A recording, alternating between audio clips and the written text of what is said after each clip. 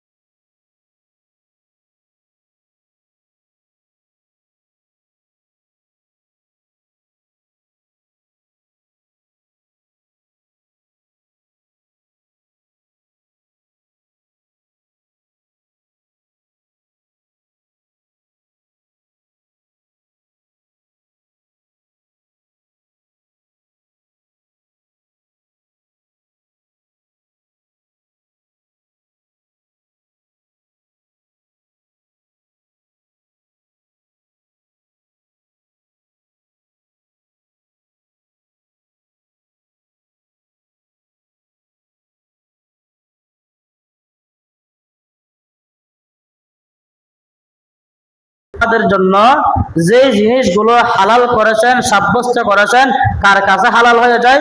আল্লাহর কাছে সেই জিনিস কি হয়ে যায়? হালাল হয়ে যায়। আর যে জিনিসগুলো আল্লাহ তাআলা, আল্লাহর নবী আমাদের জন্য হারাম করেছেন, আল্লাহর কাছে সেই জিনিসগুলো হারাম হয়ে যায়। নবী সাল্লাল্লাহু আলাইহি সাল্লাম আমাদের জন্য যা হালাল করবে আল্লাহর কাছে তা হালাল হয়ে যায়। নবী সাল্লাল্লাহু আলাইহি সাল্লাম আমাদের জন্য যা কিছু হারাম করবে আল্লাহর কাছে সেগুলো কি হয়ে যায়? হারাম হয়ে যায়। আল্লাহ তাআলা বলেন, ইয়া'মুরু বিল মারুফি ওয়া ইয়ানহা আনিল মুনকার। আল্লাহ বলেন, আমি নবী সাল্লাল্লাহু আলাইহি ওয়াসাল্লামকে তাদের সৎ কাজের আদেশ দেওয়ার জন্য হুকুম দিলাম। আল্লাহ তাআলা নবী সাল্লাল্লাহু আলাইহি ওয়াসাল্লামকে আদেশ করলেন, মানুষদেরকে সৎ কাজ করার জন্য আদেশ করলেন, সৎ কাজ করার জন্য। নবী সাল্লাল্লাহু আলাইহি ওয়াসাল্লাম মানুষদেরকে সৎ কাজের আদেশ দেন, ওয়া ইয়ানহাহুম আনিল মুনকার, এবং অসৎ কাজের মধ্যে নিষেধাজ্ঞা করেন। অসৎ কাজের কি করেন? নিষেধ করেন।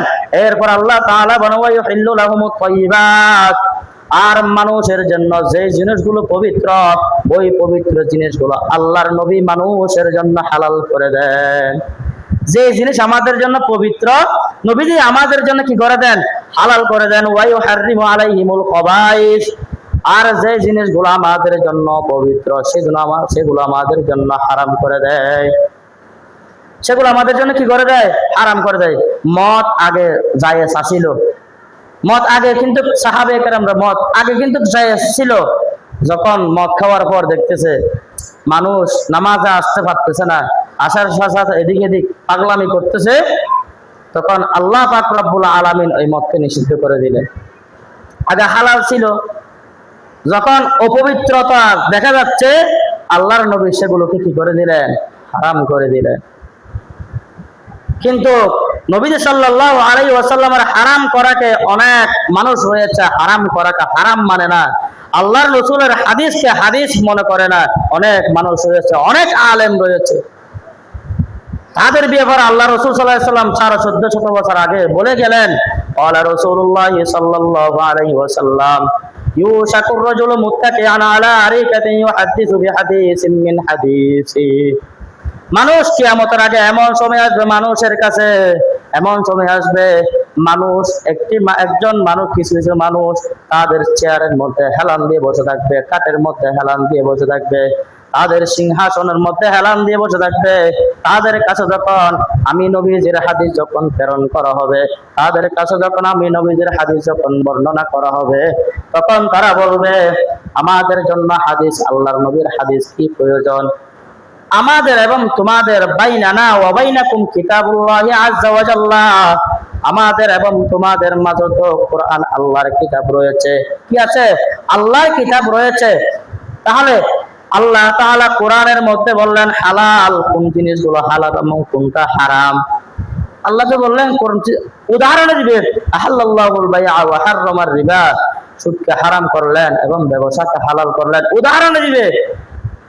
তখন এবং তারা বলবে, নবী সাল্লাল্লাহু আলাইহি ওয়াসাল্লাম বলেন, তাদেরকে যখন আমার হাদিস প্রেরণ করা হবে, তারা হাদিসকে অস্বীকার করে দিবে এবং তারা বলবে, আল্লাহ তাআলা কোরআনের মধ্যে যেটাকে হালাল করেছেন আমরা তো সেটা মতো আমল করলে হয়ে যায়, যেটাকে হালাল করেছেন সেটা মতো আমল করলে হয়ে যায়। হারামকে হারাম মানলে এবং কোরআন অনুযায়ী হারামকে হারাম আর হালালকে হালাল মানলে তো হয়ে যায়। এখানে আবার হাদিসের কি প্রয়োজন? অনেক মানুষ এসে বলবে, এখানে আবার হাদিসের কি প্রয়োজন? তখন নবীজি সাল্লাল্লাহু আলাইহি ওয়াসাল্লাম বলেন, তখন যে ব্যক্তি বর্ণনা করবে হাদিসটি, ওই ব্যক্তি বলবে, আলা ওয়া ইন্না হাররামা রাসূলুল্লাহ সাল্লাল্লাহু আলাইহি ওয়াসাল্লাম মিসলু মা হাররামাল্লাহ।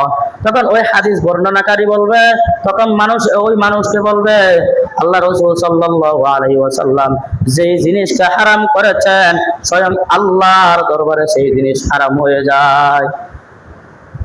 নবীজি সাল্লাল্লাহু আলাইহি ওয়াসাল্লাম যে জিনিসটা হারাম করবে সেটা কার কাছে হারাম হয়ে যায়? আল্লাহর কাছে হারাম হয়ে যায়। যে জিনিসকে নবীজি সাল্লাল্লাহু আলাইহি ওয়াসাল্লাম হালাল করবে সেটি কার কাছে হালাল হয়ে যায়? আল্লাহর কাছে হালাল হয়ে যায়। সেজন্য নবীজি সাল্লাল্লাহু আলাইহি ওয়াসাল্লাম যে সমস্ত জিনিসকে হালাল সাব্যস্ত করলেন এবং হারাম সাব্যস্ত করলেন সেগুলো আমাদের জন্য হালাল, সেগুলো আমাদের